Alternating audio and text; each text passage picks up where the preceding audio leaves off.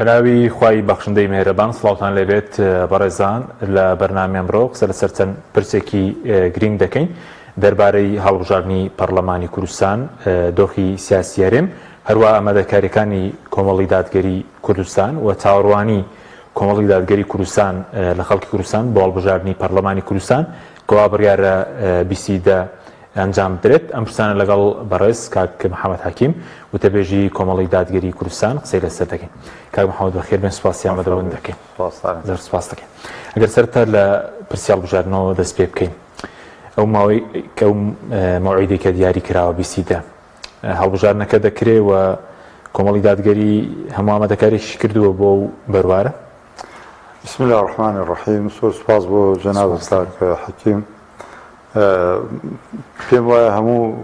معتەیاتی بەردەستەوەی کە هەڵبژاردن لە کاتی خۆی ئەنجام بدرێ. ئیتر مەگەر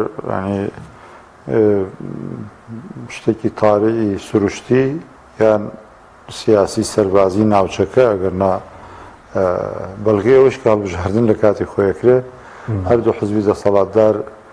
ئەوە کەوتونەتە گیانی یەک حەملەیان پێش کاتی خۆی دژبێک دەست پێ کردووە و لە ڕووی تەحزیراتی خۆشیانەوە خەریکن بە جددی و بە گەرمی خەریکن. ئەوە ماچکە هەر کاتێ مەرسومەکانی تری سەرۆکاتی هەرێم دەرچوو بێ خۆ دەزانین لایەنێک پەکی خستووە، پەکی ئەو هەڵبژاردنەی خستووە، پێکێ لەو لایەنانەی دەسەڵات ئەخیر جاریان کە ئەو بۆ پارتی دیموکراتی کوردستان و محکەمەی فیدرالی جۆرە لە جۆرەکان ڕێخستنێکی لە یاساکەیە کرد بۆی هەموو لایەک بەشدار بن تێیدا. لەبەرەوەی هیچ ئینێک نییە ئێستا کە بڵێ هەڵبژاردن ناکرێ یان مەترسیەکەیە، ئەمە لەو ڕۆوەوە هەڵبژاردن ئەکرێ. باش ئەمە یەک. دووەم کۆمەڵی دادگەری بەڵێ هەموو ئامادەیەکی خۆی دەربڕیوە و بە گەرمی خەریکە دوو لە ئاسی کوردستان بە دوو لژنەی باڵای هەڵبژاردن بۆ دوو بازنە، هەر لژنەیەک بۆ دوو بازنە، لژنەیەک لە سلێمانی و هەڵەبجە، لژنەیەکیش لە هەولێر و دهۆک و ئامادەسازیەکان دەستیان پێ کردووە و ڕێخستنەکان و کادران و ئەندامان و هەموو ئامادەیەک پێش وەخت کراوە و ئامادەین بۆ ئەوەی کەوا لە هەر یەک لەو چوار بازنەکە هەم کاندیدەکان هەم لژنەکانی هەڵبژاردن و بازنەکان و کەمپینەکانی هەڵبژاردنمان لە هەڵمەتی هەڵبژاردنە بە جددی ئەو نەخشە و پلانەی کە مەکتەبی هەڵبژاردن دیاریان کردووە یان ئۆرگانەکانی ترەرێکە پلانی خۆیانیان هەیە، لژنەی باڵا، سەرۆکی حزب، قیادەکانی کۆمەڵ، مەڵبەندەکانی ئۆرگانەکانی کەناڵە ئەلامەکانی دەست بکەن بەجێبەجێکردن. باشە. ئەم جارە گەرم و گوڕویەکی زیاتر دەبێنرێت بە کاری کۆمەڵی دادگەری بۆ هەڵبژاردن.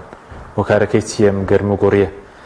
چاوەڕێی بڵێن ئەم گەرم و گوڕیە ئەنجامی باشی بەدواوەدا بێت؟ وەڵڵاهی کاک حەکیم خۆی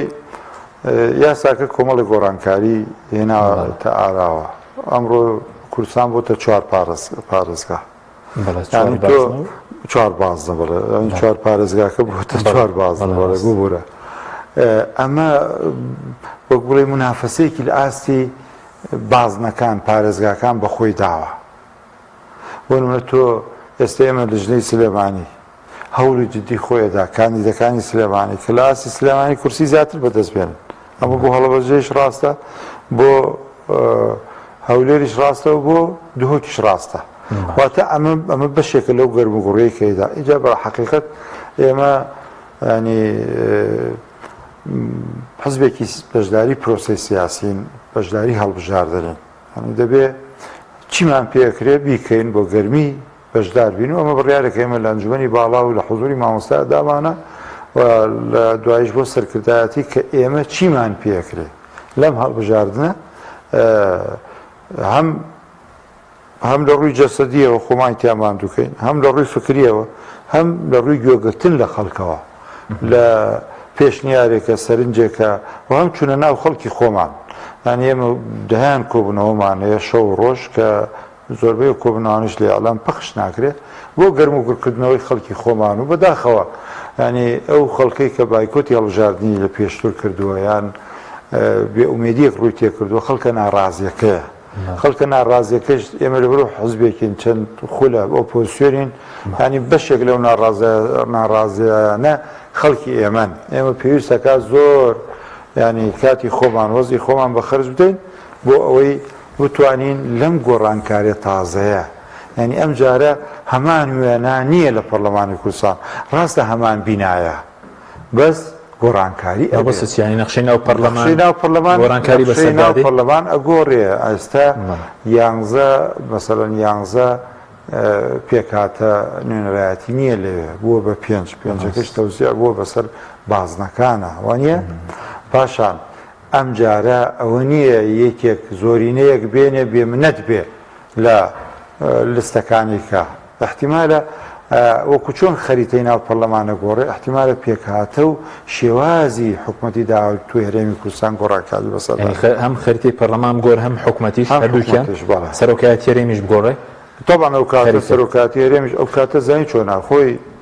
خۆی ئێستا پارتی دیموکراتی کوردستان بە حکمی 45 کورسی بە حکمی 11 کورسی پێکاتەکان هەندی هاوپەیمانی دوسێ کورسی تر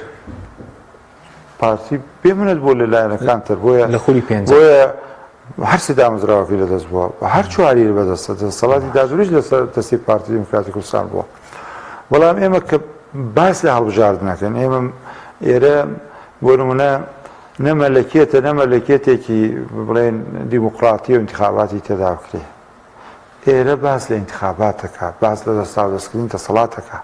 لەبەرەوە هەموو لایەنێک چاوی لەوەیە بەشێک بێ لە گۆڕانکاری لە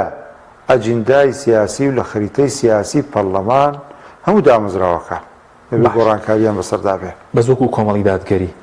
هەوڵەکانتان بە هەموو پارێزەکان سەرکردێتەوە لە سلێمانی لە هەڵابجە لە هەولێر لە دهۆک چاوتانەوەی لە هەموو پارێزەکانیش کورسی باش بێنن هەموو مافێکی خۆمانە کاک حەکیمەوە یەک دووەم ئێمە چامان لەوێ لە هەموو شوێنێ ینی نوێراتیتان بەڵێ ئێمە مەگەر لە دهۆک بڵێن کۆمەڵ کورسی بێنە بڵێنەوە سوپرایزە وانە ئەگەر نالەوە کانتر حەقی خۆمانە ئەمە لە سلێمانی فقولمانەیە ئێمە لە هەڵەبجە بە پێی داتاکان انتخاباتی پێشوو سێم حزبین وانە لەبەرەوە هیچ شتێکی عەجایب نییە کۆمەڵەوانەیە پێگەی خۆی بێنێتەوە و دەنگی خۆی بێنێتەوە و ئومێدوان وایە کورسەکانیشمان ئینشاءڵڵا چاوان لەوێ زیاد ببێ بە فەزلی خوا پاشان هیمەتی خەڵکی خۆمان هەوادارانی دەنگدەرانی هەرێمی کوردستان باش بۆ دەوەکیش چاوەڕێ سوپرایز بینێن لەوێش کورسی هەیە وڵڵاهی ئێمە سێ کاندید کە لەوێ هەن هەبوون لە معاناتی خەڵکە لەگەڵ خەڵکا بوون لە خزمەتکردنی خەڵکە لە بەشی مەسەڵەن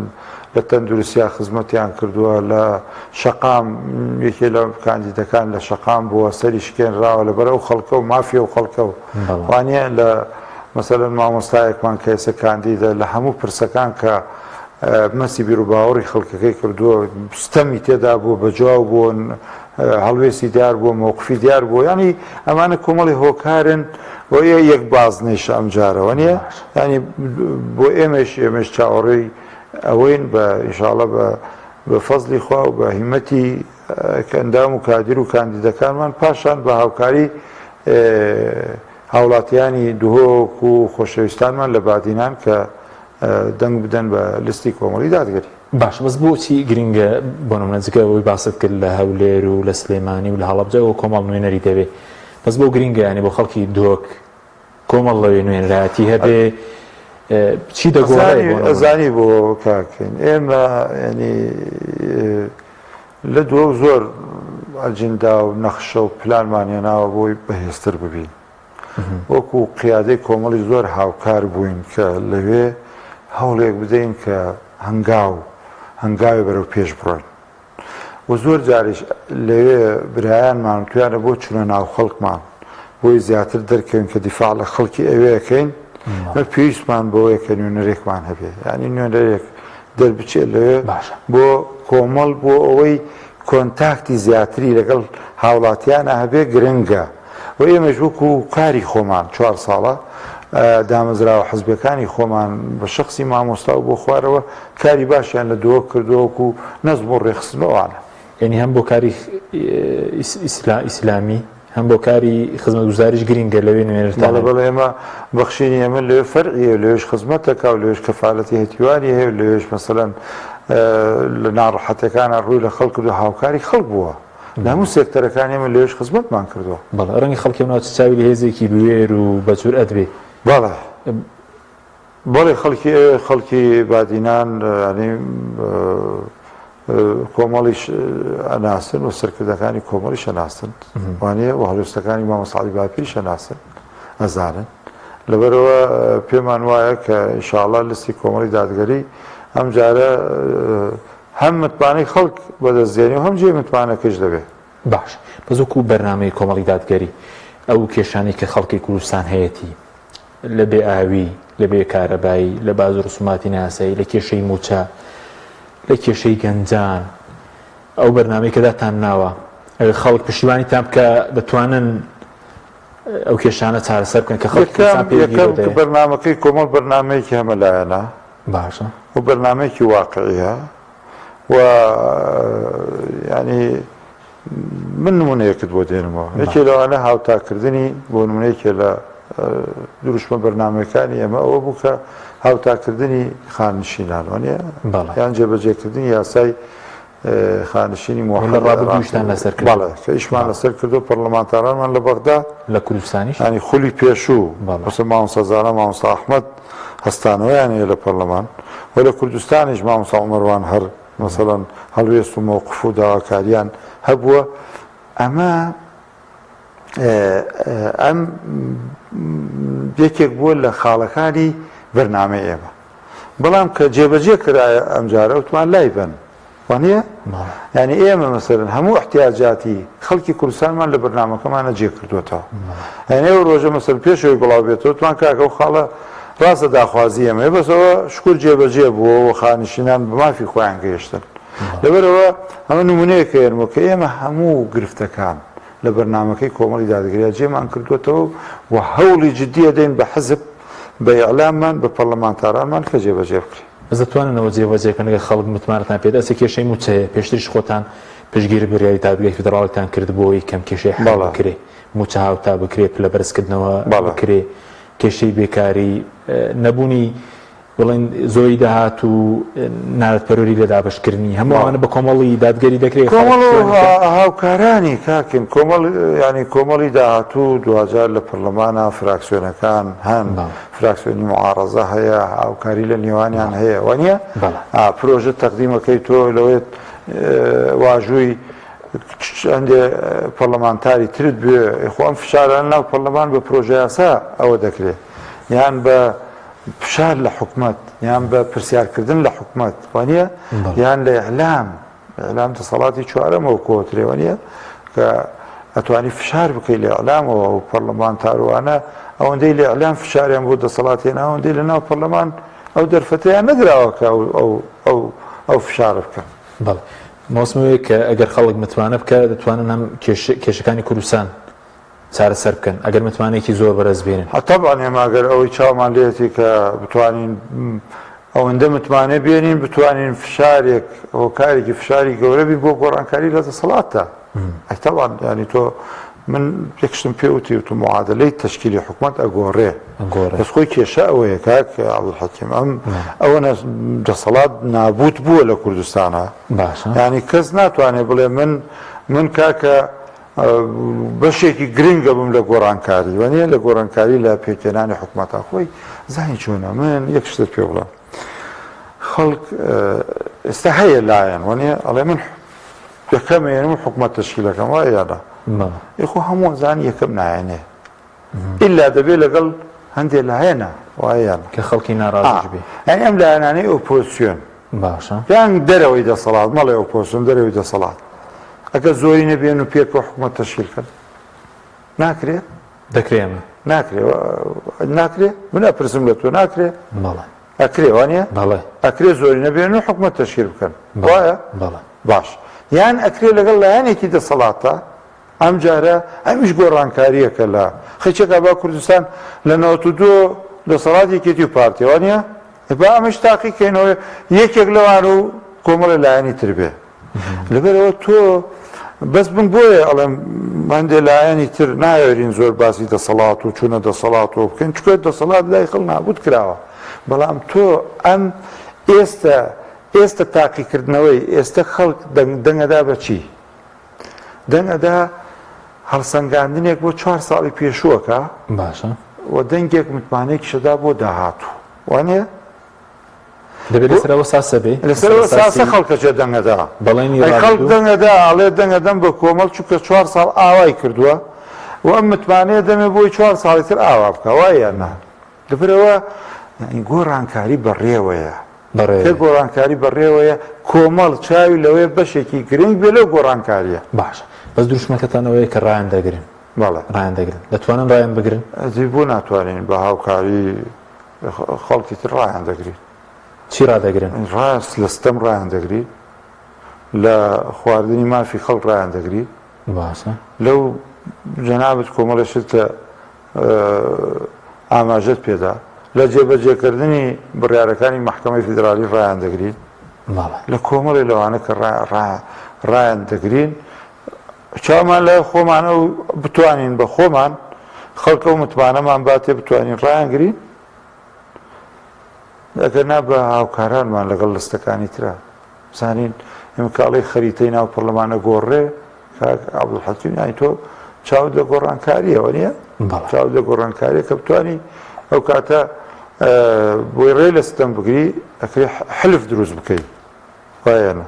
حلفیش حلف الفضول زۆر باسمان کردووە تا ئەو پەیمانی دروستکردن بۆ ڕێگریک لە ستەم جایزە ڕەوایە وانە بەیانی تۆ لەگەڵ فراکسیۆنەکانی تری غەیرە ئیسلامیش ئەتوانی هەماهەنگ بی هاوکار بی بۆی ڕێ لە ستەم بگری بۆ ئەوەی پشتیوانی مەزلوم بی ئەمە ئیشی ئێمە وانە باشە بەزوەکو ئەو باسی لایەن ناڕازیت کرد ئەوەی کارکی کۆمەڵی دادگەریە بۆ پێکهێنانی لیستی ئیسلامی بووی بەرەی ناڕازی بووبی بەس ئەگەر باسی خۆتان بکەین یعنی ئەوەی کە لەسەر ینی لەسەر شانتان بۆ جێبەجێتان کردو و بەدەستان ئێمە کە خەڵکیش گلەیە دەڵێن بۆ بەرەیەکی ناڕازی بۆ لیستێکی ئیسلامی کاک عەبدولحەکیم یەکەم ئێمە بە بەیاننامەی سەرکردایەتیمان داوای یەکلەسی ناڕازیەکانمان کردووە ناڕازی لە دەسەڵات خر بەیاننامە هەر بەسیان هەرکە کەشتان ئەوە یەک باشە دوو خەڵکێک کە پەرلەمانتارانی پێشوو کە لەسەر شاشەکان هەن ناسراون من ناویان ناڵێم بەڕاستی حەزەکەم ڕۆژێ لەم مانگەیە لەم هەڵمەتوشتا خۆیان ڕاستیەکان بخەنەڕۆ هاتن بۆ لای 5 لایەن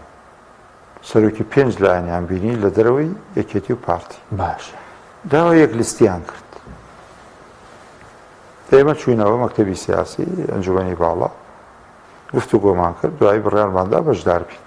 توانێمە ئامادەین تیان باشە کات و شوێنێکیان دیاری کرد چوین ئامادە بووین دوو لایەن لەو لایەنانە کە ئێستا لیستیان هەیە کە ئێستا هەن نەهاتن 3 لایەن هاتن ئێمە و دوو لایەنی تر من پێم خۆشە ئەوان چکە وعدێکە داومانە بەس من لە کاتی خۆشی پێم وتم وێ دەکەم ڕۆژێ بێ ئێوە ڕاستیەکان دەرخن لە کاتی خۆیدا بەڵێ یەکێک لەو لایەنەیە کە ئامادەی یەک لیستی ناڕازی بوو کۆمەڵی دادگەری بوو تەبع ڕۆژتە پێشەوە بەڵێ باش بەس خەڵکی تر نهاتن دوو لایەن نهاتن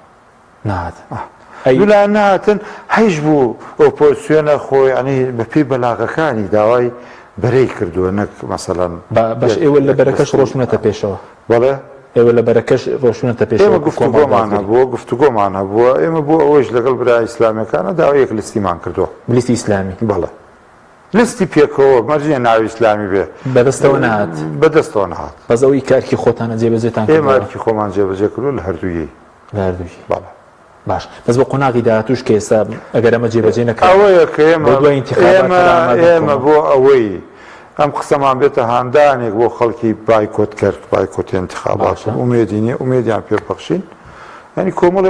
ئین هەیە پێم وایە باز زۆر کراوە ینی حەز ناکەم منیش دووبارەیان کەمەوە ینی ئەم جارە 4 بازنەیەوە ئەم جارە 95 کورسیە و 5 پێکاتە 100 کورسیە و 11 نەماوە ئەم جارە کەس ئەو زۆرینە نایانێ لە خەڵک هەمووی بێمنەت بێ و لە جەماوەڕ و حزب و هەموو شتێک بێمنەت بێ ئەم جارە کۆمیسیۆنی بەغا سەرپەرشتی دەکا و ئەم جارە 200-300 هەزار دەنگی ئەملاوە ولاوی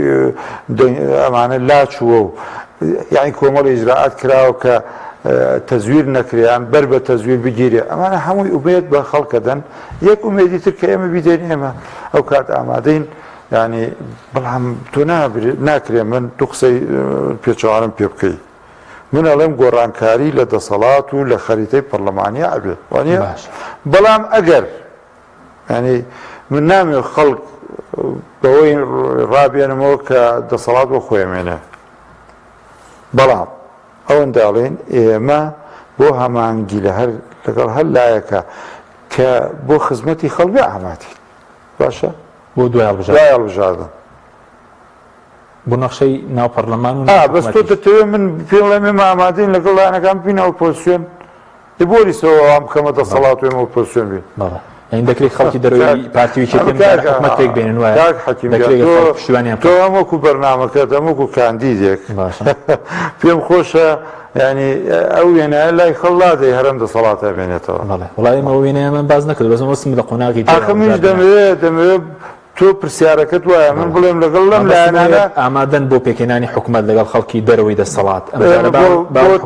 تەغییر حکومەتێکی تر غەیری ئەم شێوازە حکومڕانیە بەڵێ لەگەڵ خەڵکی ناڕازی و ئۆپۆزیسیۆن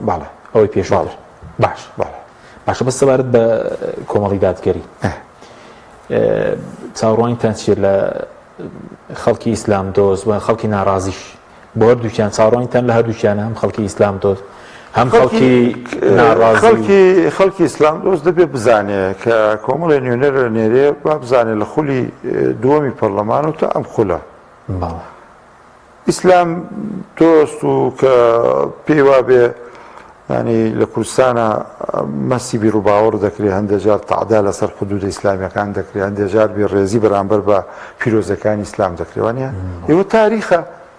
کۆمەڵ لە پێشی ئەوانەوە بۆ کە دیفاعیان لەوانە کردووە لە هەموو ئەو یاسایانەی کە مەسی عەقیدەی موسڵمانانی کوردستانی کردووە کۆمەڵ وجودی هەبووە کۆمەڵ قسەی کردووە کۆمەڵ بربەسی دروست کردووە کە کۆمەڵ یاسا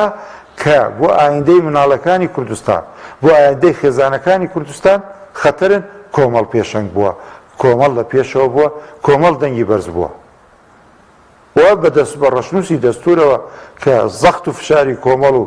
لایەنی تر ئیسلامی نەبووە پێگەی ئیسلام و حورمەتگرتن لە پێگەی ئیسلام لە تەشریعی قەوانینە ناگیرا و ئەو مادەی عێراق ناهێنرایە ڕەشنووسی کوردستانەوە ئەوە حەقیقەتە هەم بە پەرلەمانتاری هەم کۆمەڵ بە جودا عیلاقاتی حزبەکەی ئەو کاتە ئەوانەیش هەبوون یانێ حزبیش هەوری خۆی لەگەڵ حزبەکانە داوە کە ئەوە بچەسبێ ئەمە لەلایەک دینە سەر ناڕازیەکە لەبەرەوە خەڵکی ئیسلام دۆستەکە دەبێ بزانێ کە کۆمەڵی برا و خوشکی خۆیان نێرێ لێ ڕێ لە بێڕێزی بە مقدەساتەگرن یاسایەکە بێتە پێش و پێداگیری لەسەر ڕێزگرتن لە سنوورە ئیسلامیەکان و لە پیرۆزە ئیسلامیەکان بگیرێ لە بەغدا و لە کوردستان پاشان بۆ ناڕازیەکان لەکوێ مافی خەڵک بۆ کۆمەڵ بێدەنگ بووە وانە لەبەرەوە کلیستی کۆمەڵ جێ ئومێدی ئینشاءڵڵا ئیسلام دۆستەکەیە و ئیجا بە حەقیقەت بایکۆتی ئیسلامیەکان ینی بانگەشەی بایکۆتکردن ئەتۆ هەر بزانە سەرانی وانەی لەگەڵ دەنگدان نین بە ئیسلامیەکان ها باشە کێ یانێنێتە سەر شاشە لێرە سەر شاشەی ئەلمانیەکان کەناڵە ئەلمانیەکان سەریان گرتووە بۆ ئەو مامۆستا بەڕێزانە بۆی بێنە سەر شاشەکەیان و لەم کاتە تارێک لە ئیسلامیەکان بدەن تانێ لە ئیسلامیەکان بدەن بۆی خەڵکیان لێ ساڵ بکەنەوە گەنج لە دەنگدان دوورخەنەوە چۆگە دەسەڵات بزانێ ئەو جۆرە دەنگەی ئەمان دووریانە خەنەوە وانێ چۆ ئەمان دەنگە ئیسلامیەکە دوورەخەنەوە خۆ دەنگی ئەلمانی دوور ناخەنەوە لە دەنگدان وانێ ئەسڵ هەندێکیان کە پێویستی کرد بۆ دەنگدار بە ئەلمانیەکان دەنگەدەن وایە نا لەبەرەوە ئەمە من ئومێدم وایە هەم خۆیان ینی بیرکەنەوە بۆ کەناڵ ئەلمانیەکان ئێستا زۆر تەکلیفیان لێکن کە قسە بکەن لەم کاتەیە کە کاتی هەڵمەت وەڵبژاردە دژ بەلایەن ئیسلامیەکان دژ بۆی بەرەی بایکۆتە ئیسلامیەکە زیاد بکەن خەڵک بێ ئومێد بکەن وانە بەڵام لە خەڵکە ئەپرسم ئایا کۆمەڵێ مەسی بیر و باوەڕ لەم کوردستانە کراوە ئیعلامی کێ هاتوۆتە جواب پەرلەمانتاری کێ هاتوۆتە جواب سیاسی کێ هاتوۆتە جواب ئیسلامیەکان بوون بۆ گیراوی ئیسلامیەکان حزب ئیسلامیەکان بوون گیراوەکان گیراوی غیرە حزبەکەی خۆمان برادرانی ئاسایی شایەتن ئێمە چەند دیفاعەکەین باشە چەند دیفاعەکەین دەبەوەی کێ دیفاعەکەکە لە وەکوت خۆتە لە ئیسلام دۆستەکە لەم شەریحەیە لەوە سەر ناڕازیەکە لە ناڕازیەکەیشە ینی ئێمەی کۆمەڵی داگیری هەبووین ئێمە لە شەقام بووین ئێمە داکۆکیمان لە مافی خەڵک کردووە کاکە گیان ئێمە یەک کورسیمان لە بەغدا هەیە بڕۆ سەرچاوی هەواڵی کەناڵەکانی بە کەناڵەکەی ئێوە شەوان کێیە لە قەزەی تەقاعدا کێ بوو لە قەزەی موچیا کێ بوو وانە لە قەزەی نەوتوغازا کێ بوو لە قەزەی بەهەدەردانی ماڵە کێ بوو لە قەزەی ئەوەی پارەی زیاد لە بەغا وەرگیراوە خوراوە کێ بوو کێیە کەوانە هێنێ یەک کورسی تەیە ئەوە هەڵوێستی کۆمەڵە ئەوە مووقفی کۆمەڵە بەڵام زۆر جار خەڵک بڵێ ئیسلامیەکان چیان کردووە بەو ئەو جوابە بۆی کە چیان پێکردوە کردووە ئیسلامیەکان زۆریان کردووە کاکە ئیسلامیەکان زۆریان کردووە ئێمە یەک ڕێکخراومان لە سەرتاسەری کوردستانە نزیک 20,000 تەلەبەی مناڵی ئەو خەڵکە پەروەردە ئەکات بەس لە بواری پەروەردە بەس لە یەک ڕێکخراو ئێمە 19 ڕێکخراومان لە سەرتاسەری کوردستان وڵات پێدراو هەیە لە هەموو بوارەکانە کە زۆربەیان بواری پەروەردەین ئەمە جگە لە ڕێکخراوی قوتابیان جگە لەوانەی کەوە ینی ڕێکخراو حزبەکان ئەم ڕێکخراوانەی کە ئێمە سپۆنسەریانەکەین کە ئێمە پشگیریانەکەین کە ئێمە یان پارێزین ینی کۆمەڵ لە بواری پەروەردە لە بواری پاراستنی بەها و ئەخلاقی ئەم ملەتە کاکە خۆ دوجار ملت إنما الأمم بالأخلاق ما بقيت أحمد شوقي الله ونيا على ملت بأخلاقه ومنه خۆتان بە پارێزەری خێزان کۆمەڵێ ئێستا بۆی هەر ئێمە بەدەنگدەین مامۆستایانی ئەوانەی دکتۆرەکانی ئەوانەی بواری پەروەردە ناڵێن کۆمەڵ خەریکە کۆمەلگا لە دەست دەردەچێت ئەوانە لەسەر تەلەڤیزیۆن نایڵێن بڕۆ بیان دوێنن هەموویان ئەڵێن تەنها ئەوانەی ماون ئەم ئیسلامیانە دیفاع لە پیرۆزیەکانی ئیسلامەکان کاکە ئەم ئیسلامیانە بوونەتە ئەم ئیسلامیانە بوونەتە چەترێک وەڵڵا لەژێر سێبەری ئەم چەترە ئیسلامیە ڕێزێکیش لە خەڵکێکە گیرێکە ئێستا لەوەیە فکرێکی جیاوازی بە لایەن ئیسلامیەکانە بێ بۆیە من لێرەوە داوا لەو مامۆستایانەکەم لەو مامۆستایانەکەم کاکە ئێمەش پارێزەری پیرۆزەکانی ئیسلامین ئێمە کاچینە پەرلەمان دەنگەکانی ئێمە بۆ ڕێگریکردنە باش ئەوان بۆچی پەرلەمان قەدەغە و مەحینەکەن ناڵێن یاسای تێدەرەکرێ کە دژی بیر و باوەڕ ئیسلامی و شەریعەتی ئیسلامیە ئێمە لەوێنە ڕۆین هەوڵێکە دەین ڕێگە نادەن هەوڵێکە دەین و هەوڵیشمان داوە ڕێگەشتان نەداوە هەوڵیشمان داوە ڕێمان نەداوە هەندێجار بە هاوکاری لایەنەکانی تر ڕێمان نەداوە هەندێجار مەترسیەکەمان خزۆتە بەرچاوێکێتی و پارتی و تومانە شەقامتان لێڵەسێ چی منبەر هەیە منبەرەکان مەلاکان یەکێتی و پارتیش قسەتان پێڵێن خەتی سوورە ئەوە خەتی سوورە ترساندومانن ئێمە زەمنێک لە خولی سێم کە دکتۆری سۆ ڕئیسی پەرلەمان بوو هەوڵە سیاسەکەمان لەگەڵ کاک نەوشێروان بوو بە فراکسیۆنی خۆیانیوە دوتی ئیسلام خەتی سوورە کاک نەوشێروان گۆڕان ناڵێ باشە ینی کاک نەوشێروان ئەو کاتە باشە وتی ئیسلام بەڵێ وتی من بینیم دوای بە فراکسیۆنی خۆیانی تو بوو سەرۆک فراکسیۆنەکەش بە برایانی ئێمە تو کاک محەممەد لەگەڵ کاک نەوشێروان قسەی کردووە کە ئەمەش بەرەنجامی کاری هەمانگی بەرەنجامی و کاری هەمانگی هەیە بەڵێ بەس هەندێک جار تۆ بۆ دیفاع لە مقدسات لەوەی بڵێ تۆ با 6 کەسەکرێ نا تۆ هەوڵی خۆتە خەیتە ڕوو هەندێک جار تۆ ناچاری حتا قونسڵی وڵاتان ئاگدارکەیتەوە کاکە ئەمە لەگەڵ ئینجی خۆ باشە بۆ ئەمریکا زۆر جار لە ڕێی قونسڵیەوە دێتە جواب لەسەر چی لەسەر ڕەگەزبازی نهاتە جواب دیفاعی لێ ناکە میشەڕەم فەڕەنسیەکان ئەڵمانیەکان ئێرانیەکان تورکەکان عەرەبیەکان کە لە ئەڵێنکۆرن کاکە وەرن ئەمە خەتەر تۆ دێی لە ئیعلام ڕایەکی گشتی دروستەکەی دێی خەتیبەکان مەسەلەن ئەجوڵێن هەندێک جار حزب ئیسلامیەکان مامۆستایانمان هەماهەنگ بوون لەگەڵ یەکێتی زانایانە لەو پرسانە وانە ئەمانە هەمووی گرنگی وجودی ئیسلامیەکان دەردەخا ئومێد دەکەم مامۆستایانی تریش هەماهەنگ بکەن. من کەسێکی شارەزا حافظی قورئان قسەی جوانی کردوتی کاکە گەر 20 ساڵ پێش ئێستا لای زانایان ئەوە باو بووبێ کە پەرلەمان حرامە، ئێستا بووتە مەسەلەیەکی خلافی، چکە عولەمای سەلەفی ئەوانەی کە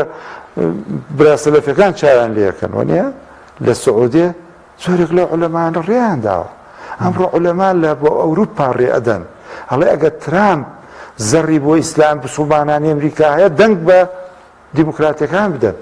ئەمڕۆ لە بەریتانیا بسوڵمانان دێن هەڵسەنگاندنەکەن وانە بەڵێ خۆوانە خۆی نوێنەرەکانیان نین نە ئیسلامی نە بسوڵمانن وانە یعنی ئەمڕۆ فتوای بسوڵمانان و زانایان گەیشتۆتە ئەوە. تۆ بۆ لەم هەرێمەی کوردستانە دێی لەبەر ئافرینێکلان لەبەر شتێکیان لەبەر ئیجتیهادێکی خۆت کە لێی تێنەگەیشتووی. من ئەوە تەبەنە جێ هەڵمەوە بۆ ئەهلی اختصاصی خۆی، بەڵام تۆ باسی پێگەی ئیسلامیەکان وڵی چیتان پێکرێ؟ زۆرمان پێکرێ ئێمە کاکەین مستەشفایەکمان داناوە لە سلێمانی لە ساڵونیەکە 620,000 کەس سەردانی کردووە، هەرزانترین نەخۆشخانەیە لێرە. بڵێن ئەمە نمونەی حکومڕانی تەندروستی کۆمەڵە ئەگەر حکوومەت دابن نمونێکی جوانتر پێشکەش دەکەن. ئەی بۆ ئەمە جگە لە حەوت بنکەکەی تر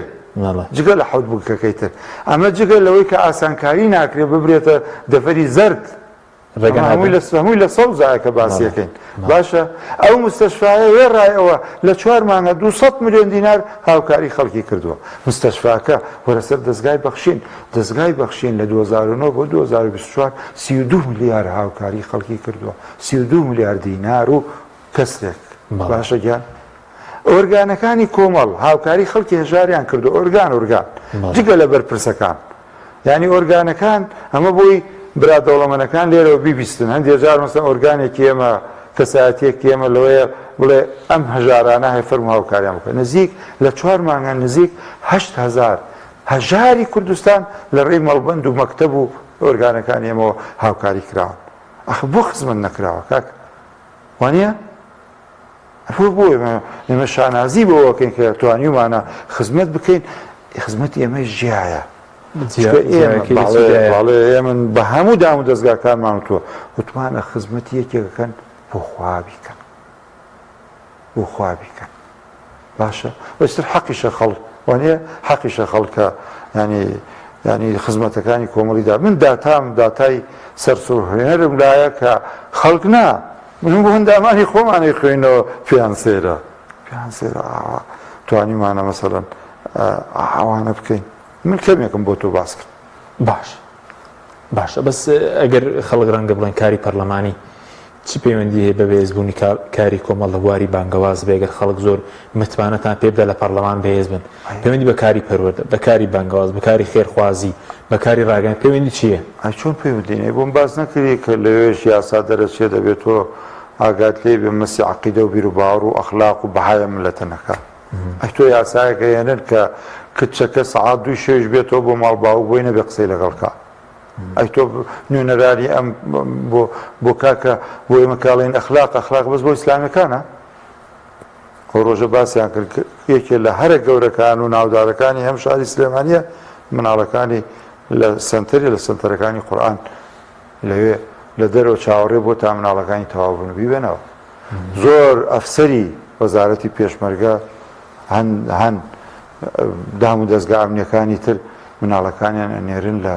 یانی سیقەیان بە ڕێکخراوە ئیسلامیەکان و ڕێکخورانەی کە ئێمە خزمەتی مناڵەکانیان دەکەین و لە بوارەکانی ترە. ئەی باشە قەیناکە ئەی بۆ تۆ 238 خانوت بۆ هەژار دروست کردووە بۆ ئەمە یعنی دەستکەوت نەبێ. یخۆ ئایا وەزارەتێکەوەی کردووە؟ یخۆ سەر بینا هەر ئەدرێتە کۆمپانیا وانە؟ کۆمپانیش بۆ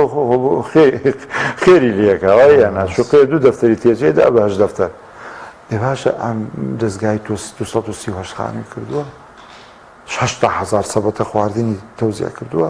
چی کردووە. ئەی باشە بۆ ینی هەر بواری لەوانە ئێمە قسەمان هەیە فعلەن ئەو بوارانە کە ئێمە بەڵام بوارەکەی تریش خۆجاران ئەوترا وەڵای ئیسلامیەکان نین بۆ خەڵک بۆ ئێوە نەچووین ئەم کەناڵەیە و خەریک نەبوو بسووتێنرێ لەسەر چی خەریک بسووتێنرێ مش هەبووین لە شەقامیش هەبووین بۆ مافی خەڵک بەڵێ ئەی پێمتان چی بۆ دڵ هەمویان وەکو یەکن حیزبەکان وەکو یەکن ئەوانە خەڵکی یەکێتی و پارتی واڵێن دەڵێن هەم وەکو یەکن خەڵکی یەکێتی و پارتی ئەڵێن ئەوانە وەکو یەک ئامانجەکەی چییە؟ ئامانجەکەی ئەوەیە دیارە ئەوە عەمەلەیەکی حسابیە یەکێتی و پارتی هانی خەڵکی خۆیان دەن بۆ دەنگدان هانی خەڵکێکی ترەدەن بۆ دوورکەوتنەوە لە دەنگدان چکە خەڵکی ئەو لایەنەکانی تری غێری خۆیان باشە بزۆکو بایکۆتیش چاوەڕەتەن لە خەڵکی کوردستان ئەمجارە بایکۆتکەم بێ بایکۆت بڵێن پێش تاقی کراوە چی هەر چاوەڕێ نیە بەڵێ هەر یعنی چاوەڕێ بێ بە هیچ ئەو هەموو خاڵەمان باس کرد هەموو گۆڕانکاریانەمان باس کرد ئەمانە ئومێدێکە با خەڵکەمش تاقی کاتەوە ئەمجارە وی باسمان کرد لە یاساکە کۆمیسیۆنی بەغاو ئەوەندە ناوی دووبارە و ناوی تەزویر و شت دەرکراوە و لستەکە پاکراوەتەوە ئێستا مشتومڕەکان لەسەرەوەی کە حەفازەتی ناوەندەکانی دەنگدانیش بدرێتە پۆلیسی فیدرالی و یەکێتی و پارتی ناڕازین و ئەمەش هەیە ئەی چۆن یعنی هەر بەغدا خۆی پۆلیسی فیدراڵی بێنی بۆچی یەکێتی و پارتی ناڕازین ناڕازین چونکە یعنی تەبان کە شورتەی خۆیان لەوێ چاکترە و باشترە و وەنیە بۆ کاندیدەکانیان باشترە خەڵک نەختێ ینی شورتەی عێراقی بێ خەڵک ئومێدێکی زیاتری هەیە لەوەی زۆر خەڵک بچێ بۆ دەنگدان وەنیە ئەوانەی کارتیان هەیە ئەین بڵێن وڵا کاکە تەواو ڕاستە گۆڕانکاری هەیە ئەوانە باشە بەزم جار هەیمەنیان زۆر کەم بۆ تۆ بەسەر کۆمیسیۆنی عێراقیش کەم بۆ تۆ بەسەوە ببێ چاکترە ئەو ببێ چاکترە ئەمە بێ چاکترە باشە کاتمان کەم ماڵبەست سەبارەت بە دۆخی موچەشکە هەر چاک نابێ لە هەرێمی کوردستان ڕێگری هەیە لەیان سەڵاتدارانی هەرێم لە لیستی موچە لە ڕازکردنی داهات سەرنجتان چیە لەسەر و پرس وەڵای ئەوە دەسەڵات شتێکی خراپەکە و پێشم وایە خۆی ینی هەرچی کردووە بڵێن هەوڵەدا ئەم دوو مانگە دەسەڵات بەس پێشم وایە بەغداش مەبەستێتی فشارەکانی لەم دوو مانگەیەکە بەغدا فشارەکانی خۆی بۆ ئەوەی ملکەج بێ بۆ هەموو تعلیماتێک لەم ماوەیەکە بەغدا چکە بۆ ئەویش فرسەتە چکە ئەزانێ ئەگەر یەکێتی و پارتی بڵێ سەڵات حکومەت چکە نازانم یەکێتی خەریکە خۆی لێ تەبریاکە وەنیە ئەوە هەژباری منە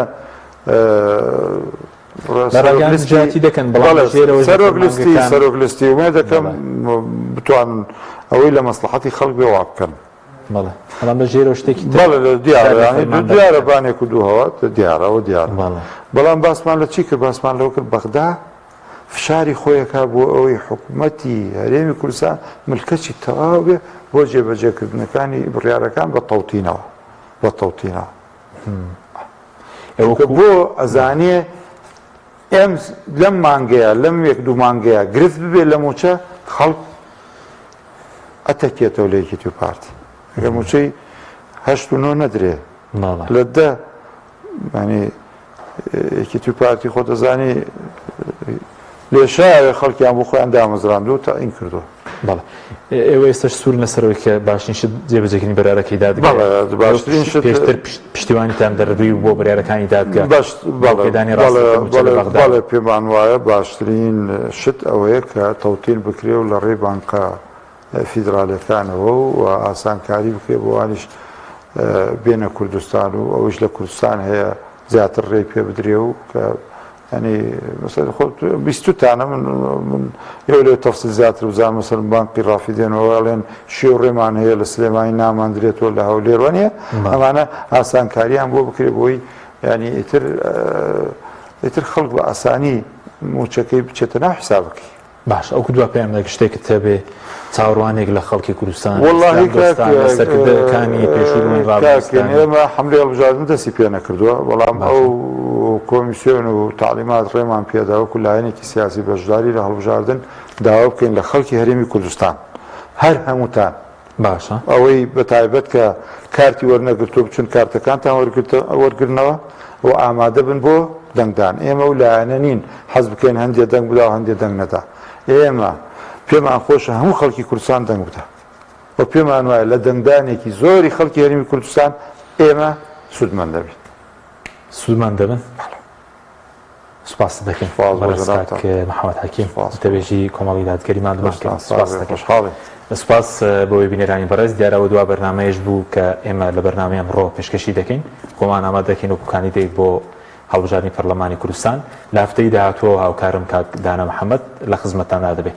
بەخوای گەورتانە سپێری پاتەمەڵە.